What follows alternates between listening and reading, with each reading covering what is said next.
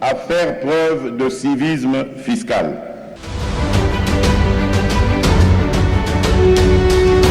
Je m'assurerai à mon tour que les revenus fiscaux servent effectivement à répondre aux besoins de notre peuple.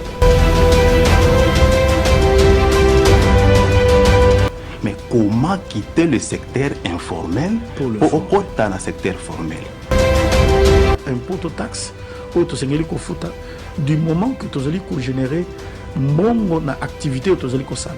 Donc ce qui tu as sala yangote yangote to bengi un civisme fiscal. C'est possible de reconstruire ce pays. Les contribuables s'interrogent. Les contribuables s'interrogent.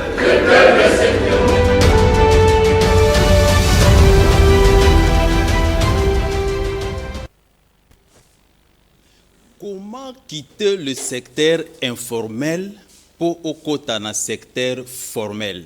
Des charges de magazine Nabino, les contribuables s'interrogent. Mesdames et messieurs, encore une fois, bienvenue dans votre magazine de sensibilisation au civisme fiscal. Les contribuables s'interrogent. Bisika to kabula kamasolo yampako. Bisika to kabula kamasolo yampako nabaporo. Les amendes transactionnelles sur la circulation routière to beta kamasolo wana awa. Bisika to kabula kamasolo yampako nabandeko na biso nyonso bazali na ba secteur ya ba petite entreprise. Bisika to kabolaka masolo ya mpako na ba étudiant, bisika to betaka kaka masolo ya civisme fiscal, ndenge to rappelaka bino à chaque fois na magazine na biso mokumba tozwa ezaka ka makambo ya mpako.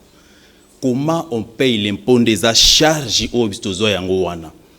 Pourquoi nous devons payer les impôts? Quand est-ce qu'on paye l'impôt?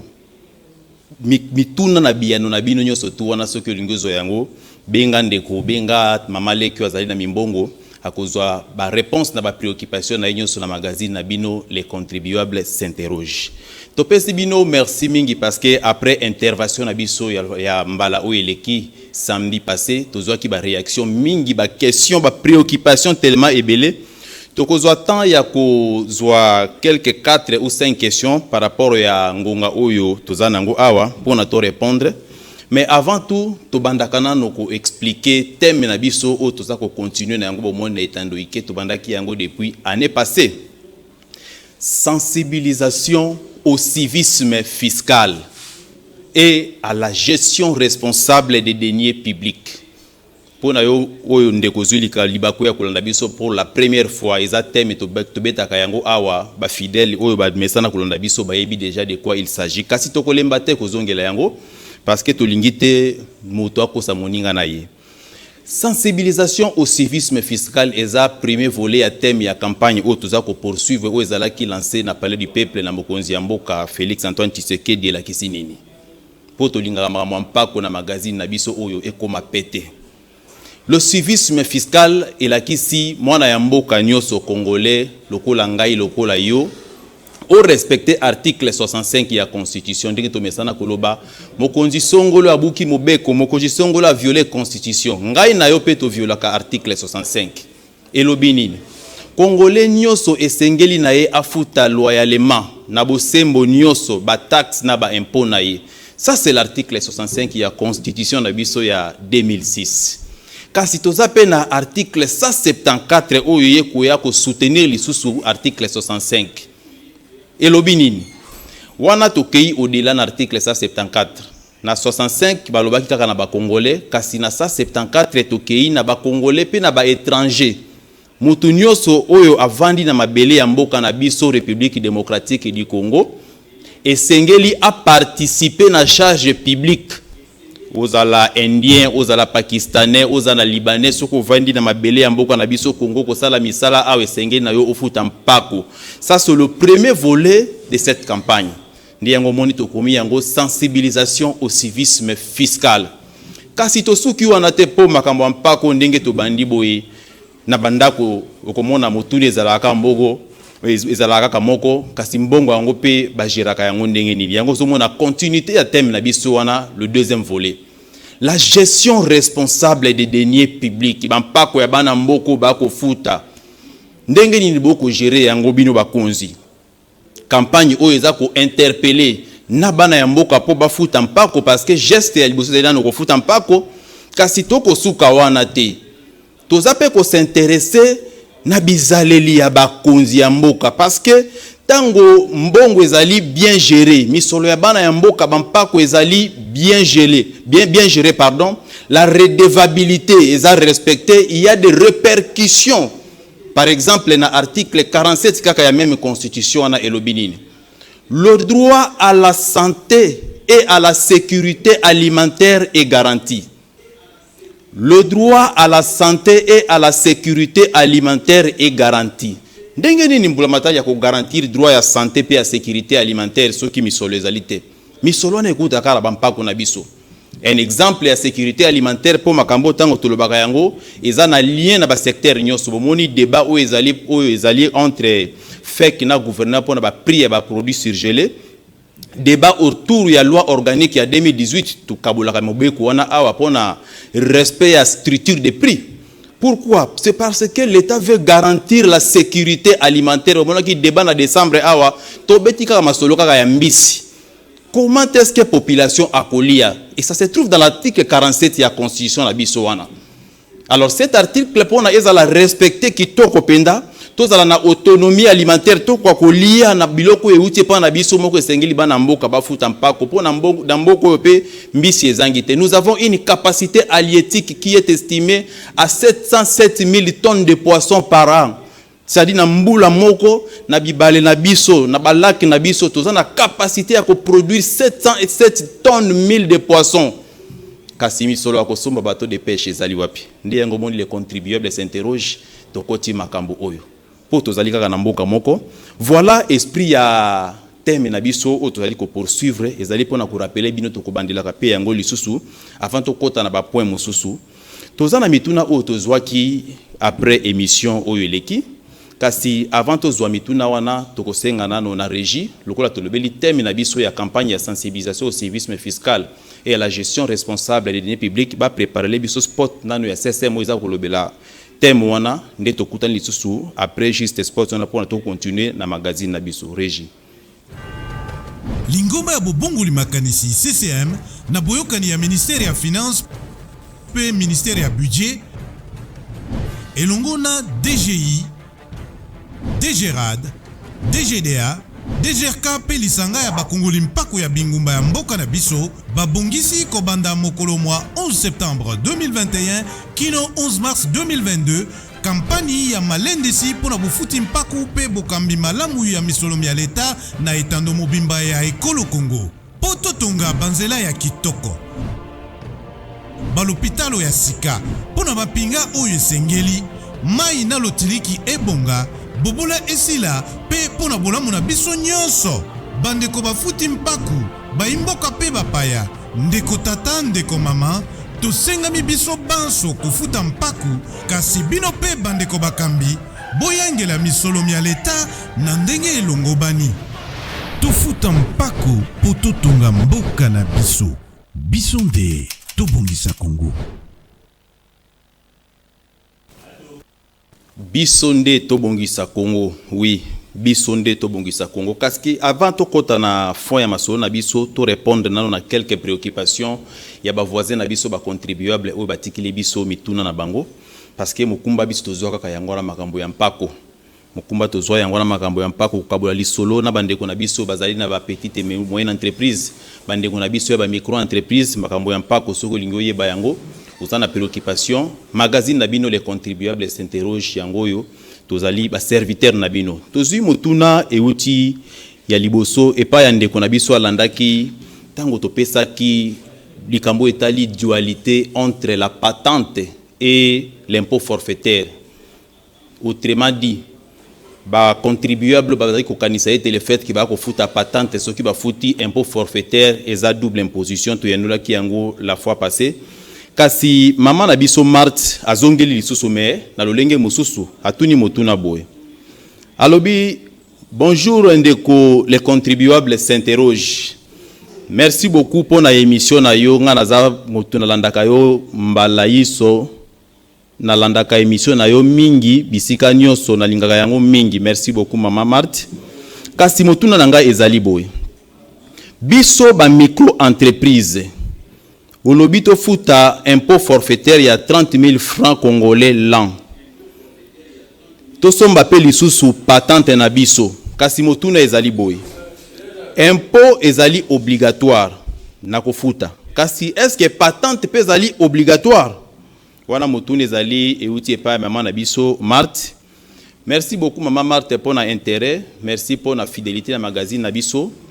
Effectivement, impôt ezali obligatoire. Esenge na yo futa ndenge tolobi article 65 ya constitution na biso. Kasi patente pe to pesa ki bino définition awa. Ce que l'indika la définition ya patente wana définition en 2012 elobi ni to rappela ki bino yango. Na bandeli, la patente est une autorisation administrative annuelle d'exercer le petit commerce. Na bandeli sous définition parce que réponse dans motu non parce que lobby est-ce que impôt ezali obligatoire, est-ce que patente pe ezali obligatoire? Yoka définition ya patente. La patente est une autorisation administrative annuelle d'exercer le petit commerce. C'est là qui sinini. Petit commerce obiso bana ya mboka to defendaka yango parce que ezali exclusivité ya ba congolais. Kasi po sala yango mobeku elobi esengeli na yo, c'est une obligation. Ozala na patente wana pona ozwa autorisation. De la même manière oko futa impôt wana. Et puis patente pe esengeli na yo ofuta. Ezali facultative te keno oko futa ou pas non. Esengeli na yo ozala na patente na yo. Yo mutu za na catégorie micro entreprise, soko za na patente na yo. Et puis au futi pe impôt forfaitaire na yo ozana numéro impôt na yo wana ozali vraiment congolais à solo solo et puis au longwe na informel au koti na formel. Voilà réponse to ko pesa na mamart kasi à titre de rappel to rappela rabino toujours patente wana to kote la yango ezali na 4 catégories. Tozana catégorie A, catégorie B, catégorie C et catégorie D. Et chaque catégorie ezana motuya na yango tozwa ki rendez-vous na bandeko na biso ya ba syndicaliste ya marché to développer suma solo wana awa to kopesa ba prix surtout ya chaque catégorie ya patente kaka pona ko éclairer bino parce que mutu nyonso ya kofuta na prix mo côté ça dépend ya capacité na yo bozana nzela oteka na wenze ou ezana boutique bozana même catégorie te. Toke kozwa deuxième question et outi epa ya ndeko na biso Bénédicte. Bénédicte Alobi, bonjour Junior les contribuables. Félicitations pour ce que vous faites. Eza ko sunga biso makasi na mate ezali ko pesa biso eza ko éclairer biso. Kasi makambo tozali komona sur terrain ndeko les contribuables et kesani na oyo yo za koloba. Apesi exemple. Nalanda ki émission na yo depuis année passée au lakisa ki biso ndenge ni toko kité toko longwa na secteur informel potokota na formel na remplir ba conditions nyoso mais kasi depuis na kotisa dossier na nga na guichet unique 6 mois yango yo nano na zui numéro impoté omonite ke makambo za kolobeza contraire na o eza na terrain. Merci beaucoup ndeko na biso contribuable Bénédicte na Monga Fula. Makambo toza koloba eza ba principe oyo esengeli esalema pe oyo esalemaka kasi soki dérapage ezali na service XY tokoki te ko rejeter nyonso toloba ke tambola ka bongo te yango moni thème ya campagne na biso tolobi sensibilisation au civisme fiscal et il y a également la gestion responsable des deniers publics kasi pona plainte na yo ou bien constat oyo sali que depuis au côté ça dossier na yo na guichet unique 6 mois yango na nozui numéro impoté ozali yo mokote. Ba message toza ko zoyango telema ebelé na promettre bino semaine prochaine déjà toza na kati ya banquette pour na koluka to ba qu'est-ce qui ne va pas parce que normalement ce qui mota koti si dossier na ye na guichet unique ndenge réforme sengaki il fallait ça la 3 jours après 3 jours ba ko pesa yo ba éléments tozali nango besoin c'est-à-dire identification nationale numéro impôt ba ko pesa yo RCSM numéro ya ONEM numéro ya INPP c'est-à-dire dans 3 jours au formaliser entreprise na yo. Mais il y a des soucis na côté wana là je dois reconnaître parce que ba plainte ezali moi mingi kasi semaine prochaine to kolinga to vérifier to ye ba problème effectivement eza na niveau nini mais eza pe na batu mosusu oyo ba ko kotisa ba ko zango pe normalement bien que na 3 jours te mais eza ko umela te mais to to ye banano parce que biso mosala biso to zwaka yango wana ko sala ba enquête to luka to ye ba qu'est-ce qui se passe pour bandeko to ko tinda bango depuis l'année passée musala tozwaka ya kotinda bino ko formaliser ba entreprise na bino. Mais pourquoi ça ne fonctionne pas ndenge vraiment ezalaki prévu et salema? Toke kozwa troisième question, je crois que toko suki sawana avant to kota na fond ya makambo na biso mosusu tolobi yo to prépara kilelo. Tozwi motuna ya misato ndeko na biso héritier abengi biso na Beni. Akomeli biso na Beni alobi ndeko les contribuables. Nazali locataire na landaki émission na yo la fois passée kasi nalingi nazwa précision. IRL impôt sur le revenu locatif. Nani esengeli afuta ezalinga so na sisi ko futa loyer na bakisi lisusu topele bayer na ngande esengeli afuta impôt sur le revenu locatif. Merci beaucoup ndeko na Beni ndeko na biso héritier na Beni.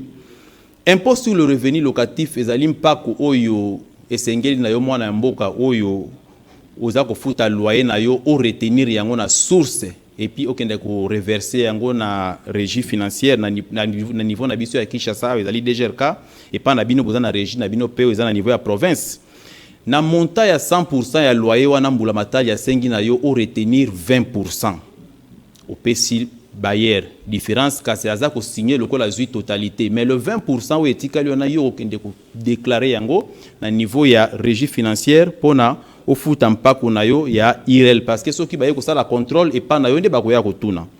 Voilà ba préoccupation ya bande ko na biso tozala ki nango za telema ebele tozana ngonga na biso to kozwa ba question malembe to ko continuer kasi to kota nano ba dossier musu tozana ngo awa notamment ba échéance ya le 31 janvier oyo et puis ba préoccupation musu to kozongela ngo sima kasi avant to zwa matière to yela ki lelo parce que lelo to kolobela makambo tali formalisation des entreprises to kolobela makambo tali échéance ya mpako ya le 31 janvier oyo parce que pona bino bandeko na biso ya catégorie ya petite entreprise esengeli na bino boyeba ke le 31 janvier oyo esengeli na bino bofuta 60% ya IPB ba information to ko pesa bino oyo ezaka pona ko épargner bino na ba pénalité parce que ceux qui osali yango tetango bakoya ko sala contrôle ou ko futa non seulement les 60% ou le 100% de l'IPB bakoya ko taxer lisusu avec ba pénalité ceux qui basali redressement au monde qui kozala vraiment avantagé pour na yote.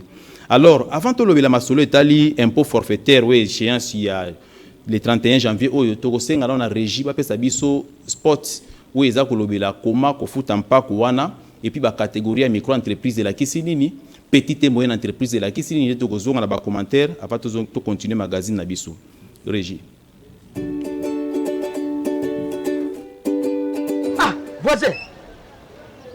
Voisin, Hollande na télévision. Kabeli solo. Yango bato vraiment balingi ni na biso. Nini lisusu? Moi commerce wa mke. O basi na biso bazo sala. Vraiment to futela ngo mpako. Ha! Paku. Ata bateki ya mikate. Makala, ndakala, malewa. Ba mama bilanga. Ah. Ah. Te bandeko. Likambo ya mpako etali bango nyonso. Na ndenge nini? Mwana nyonso ya Congo, to pe mopaya nyonso oyo pona Congo lokola mboka na ya mibale, oyo asalaka mombongo to activité. Esengeli ya futa mpako. Kasi bango baza na entreprise te. Bazali na entreprise ya nzoto mike. Entreprise ya nzoto mike. Iyo. Elingi koloba ba entreprise oyo chiffre d'affaires na bango ezali na C ya 80 millions na mobu. 80 millions ya ba francs congolais na mobu. Ya solo iyo. Na catégorie wana tozali na ba entreprise lolenge bo mibale. Micro entreprise na petite entreprise. Limbola bisuna no madame. Micro petite entreprise nini micro-entreprise ezali mombongo to pe entreprise ya nzoto mike oyo chiffre d'affaires nango ezali na se ya 10 millions de francs congolais. 10 millions ya ba francs congolais na mobu.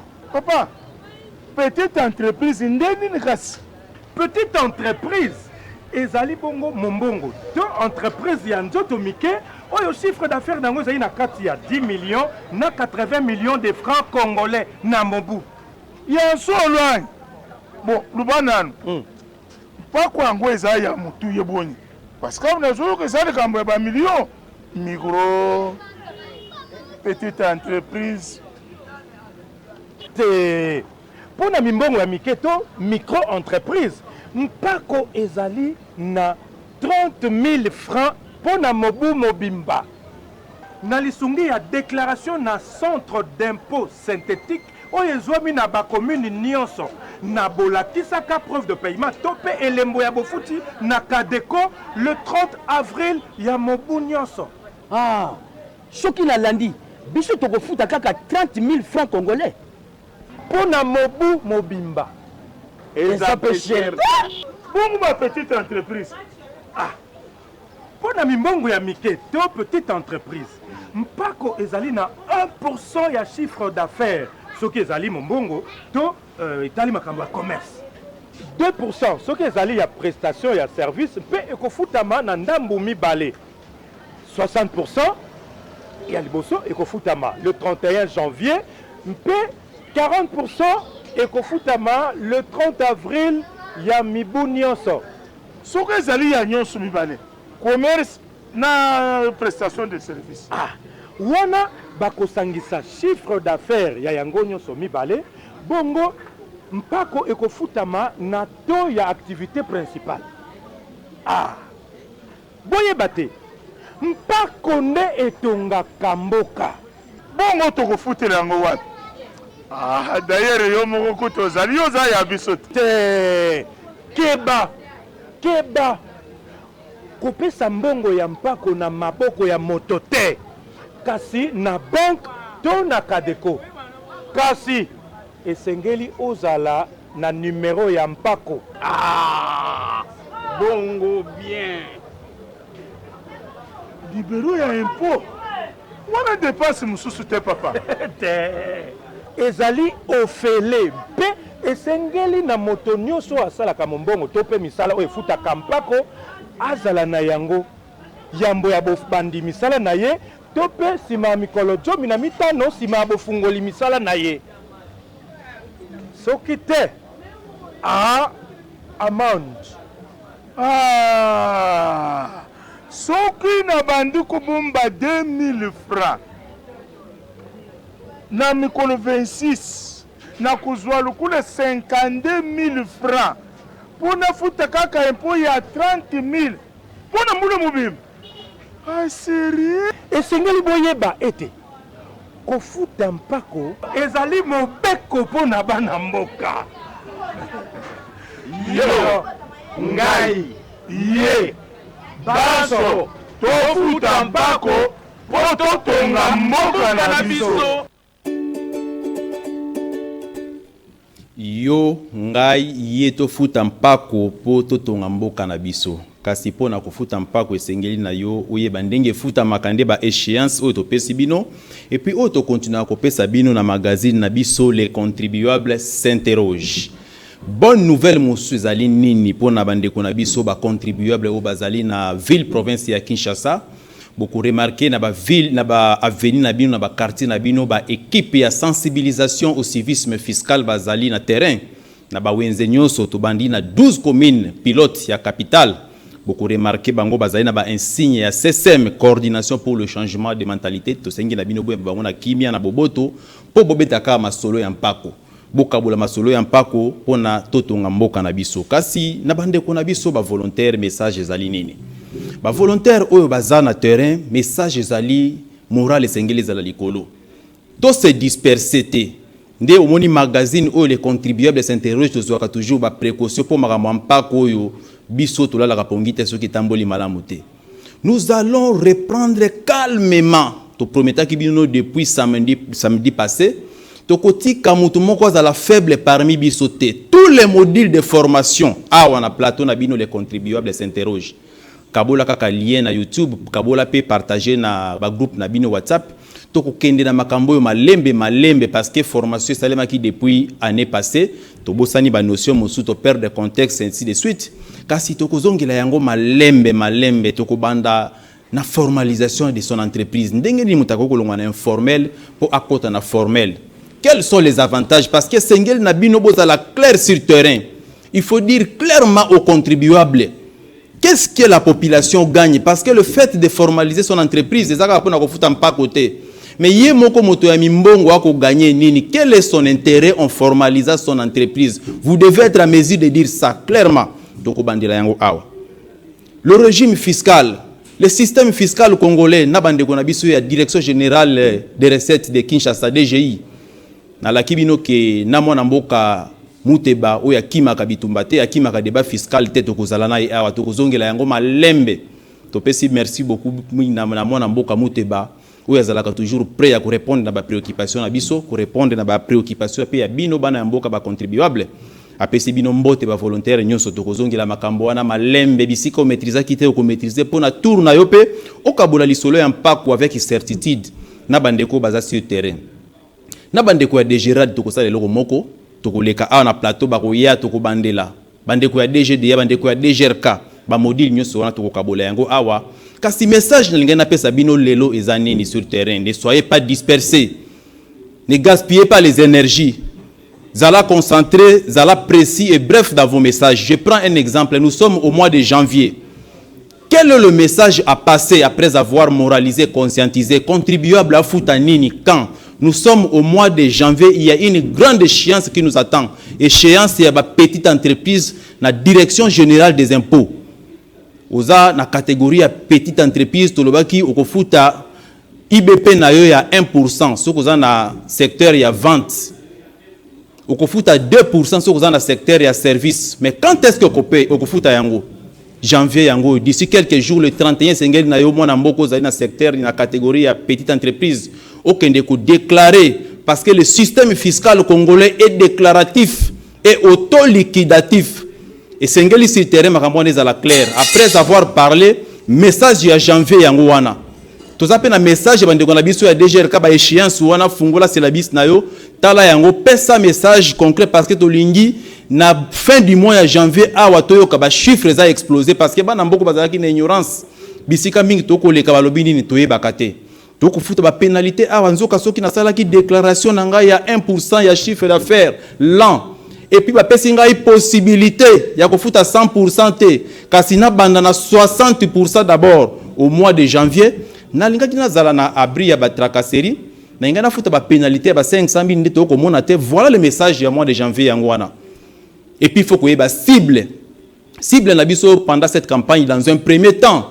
C'est d'abord les micro-entreprises. Ndenge tolobi yangwa. Il faut ba formaliser entreprise na bango ko somba patente. Ba futape impôt forfaitaire baza na numéro impôt. Kasi to zape na catégorie ya ba petite entreprise parce que différence entre les micro-entreprises et les entreprises de petite taille communément appelées les PME c'est le chiffre d'affaires. Toute entreprise qui réalise un chiffre d'affaires supérieur à 10 millions de francs congolais y a dans la catégorie d'entreprise de petite taille, soit les PME. Moins de 10 millions de francs congolais micro-entreprises. Donc voilà la différence. Kasi pour la bande konabiso ya ba entreprise à petite taille à part IBP, bah, faut taper impôt forfaitaire, bah, faut taper impôt sur la rémunération, bah, forfait, où ils ont un niveau de CIS chaque le 15, ils ont 30 000 francs congolais. Message jouana, il faut la message concret, message direct, tout c'est par piété. Car si n'a pas un tokokuta na peine ménage, na ménage tokobeta ma solo nini, tokobeta li solo na ba locataire, pour na ba futa impôt sur le revenu locatif, tokobeta li solo na ba bailleur. Pour bafuta impôt foncier. Car si na ménage, tout ça pe na ba personnel domestique. Tout le baki makambo ya mpako o ndé tout le baki charge publique sengeli mwana nyonso ya mboka a cotiser, a contribuer, ndé tout le baka les contribuables s'interrogent. Na bana ya misala pe sengeli na bango bafuta mpako na ya bango. Et sengeli ko déclarer, ozana chauffeur na yo, ozana bonne, ozana jardinier. Il faut foutre ba forfait zali ba $2 ko sangisa yango par trimestre $6 ou ko fouta. C'est comme ça qu'on va construire notre pays. Message pe sengeli bo pesa na terrain yango wana ne soyez pas dispersés. Morale za la likolo. De la même manière tobeta kama boko pona bola se atia biso ki bagay ko représenter biso na ba équipe libanda la ba compétition na foot pona ko représenter pays. De la même manière tokumisa kama madunda la kufela mboka pona mabetali bitumba ko protéger intégrité territoriale.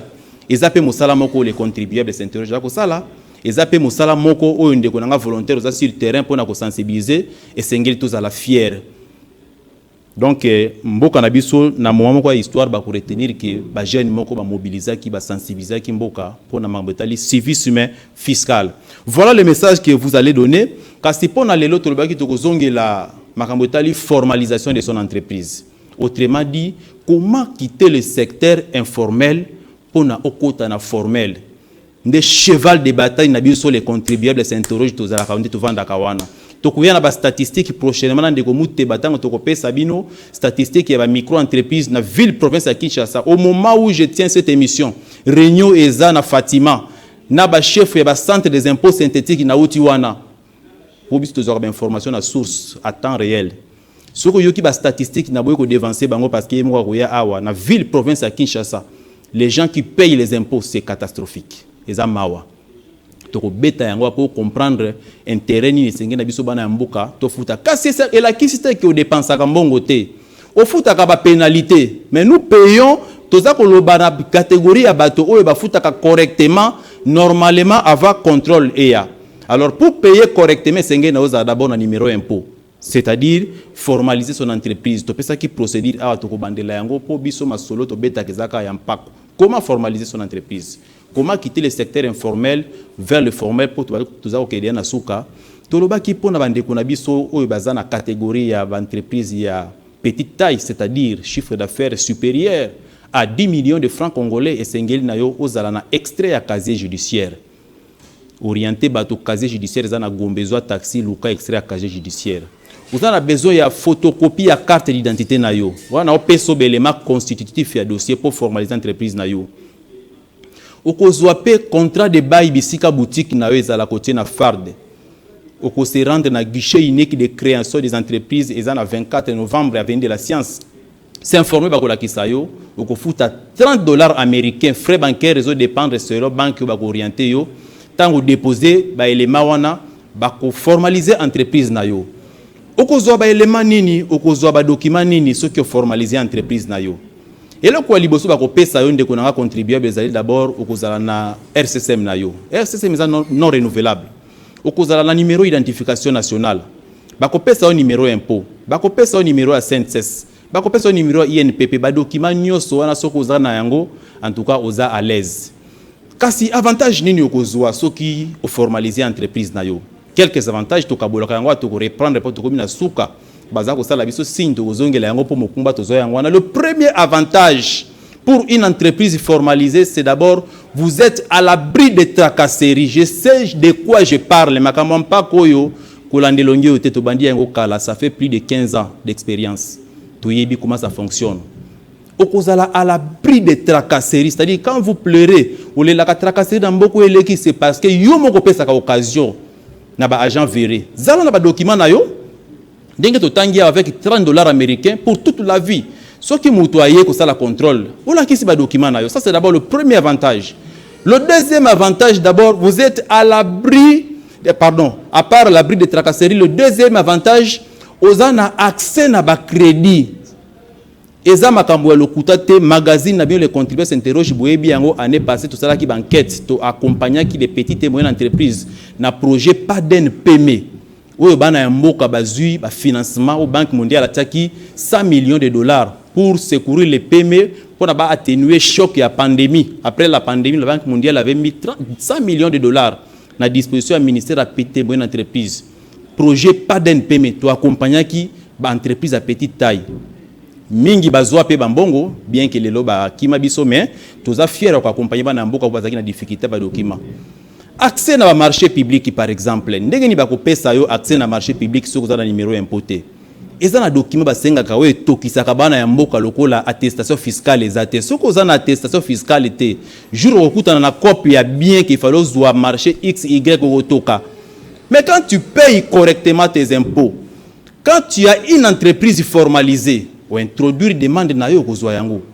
Voilà l'avantage nyonso na to kozongela yango po eza makambo biso bandela yango a mokumba tozo yango na pona ko accompagner ba konzi mboka, pona ko accompagner gouvernement na biso po tozaka na pays moko.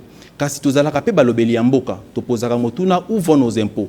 To ko continuer ko beta masolo ya mpako awa, to kozongela ba thème malembe pona makambo ya mpako ekoma clair. tozalaki na esengo ya kopartage magazine na biso ya mokolelo na bino ya civisme fiscal tokomi na suka. Les contribuables s'interrogent. Ba préoccupation na bino nyonso numéro ya téléphone yango na WhatsApp ekoma message. Ba préoccupation na bino nyonso tout oyo bozana yango botindela biso to ko répondre. Soko zana difficulté ya ko formaliser entreprise na yo mokumba tozwa yango wana. Soko zana difficulté ya ko futa mpako mokumba tozwa yango wana. Oui mama mpako ndenge tambola kate to betaki masolo awa. Mwana mboka moko bakangaki na 24. Tobetaka lisolo ya loi organique ya 2018 awa a séquestrer ba agent économie parce que ba sengi structure de prix. Or structure de prix wana ezalaka na loi organique ya 2018 tobetaka masolo awa ya yeba kité. Problème ekomaki grave. Nde tokokei na makambo malembe les amendes transactionnelles surtout wana nde mutu pasi bandeko na biso ba poro bolimbisa émission spéciale ekozonga lisusu. Tobetaki yango année passée po mwana mboka yeba fausse manœuvre ezalaka combien. Mauvais dépassement ba futaka combien. Nyonso wana oto futaka bampako na nzele pa bandiko na biso ba roulage to pesi mbote to ko beta yango lisu po to beta ka pe yango masolo bampako kaka. Les 4 phases de recettes to ko bandila masolo nso to wana na magazine na bino les contribuables s'interrogent po zali mokumba biso tozwa to ko lemba yango te to kenda ngo tina suka avantage to zala lango pona to kendeke tina source. Je vous promets des émissions spéciales na bandeli yango na ndeko na biso jamute ba DGI na ba régie financière nyonso to kozongela makambo yo malembe e kokoma pete ozala chauffeur mécanicien ozala muto sala na régie na kopeso elenga mpako na mbona na magazine o okoyoka elenga mpako ko comprendre que non oko se retrouver na secteur na yo na domaine na yo muta okosa lisusu te masolo a ram to beta yango awa premier magazine premier citoyen komela ministre ya Petenti Kibasa. J'insiste, 4 jours après Rameza institué, je suis là, lettre Zali, makambona lakaki, makambona vertisaki, yango ekoma mukandeza to lakisabino yango awa. Biso saka makele te meto kota ka soli kamboza to tali to met to landeli to landé to bi ayo kozala boye. On a écrit, to komela ye pas répondre biso. To kota pe banquette, ba débat pe salema. Tout ce qu'on avait prédit et salema. Kolanda style na biso ya PTT, sala biso confiance to imambo to salaka, to imambo to lobaka. Nde tokutani mbala sima avec le même plaisir tokomi na magazine na biso tokomi na suka ya magazine na biso les contribuables s'interrogent botika la fidèle bo s'abonner na page na bino pour na bo rater ba série mususu ba émission te contribuable TV okepe na page na biso Facebook les contribuables s'interrogent ba information kaka ya mpako okokuta yango kuna mitune tali mambo ya mpako okotikela biso kuna et puis tokoyanela yo. Topesi bino merci, topesi merci na DG ou ya bongise biso cadre kitoko pona ko sensibiliser bino et puis équipe nyonso to bazala ko accompagner ki émission de tokutani mbala sima avec le même plaisir. Les contribuables s'interrogent, le peuple s'interroge. À la prochaine. J'en appelle à tous mes compatriotes à faire preuve de civisme fiscal.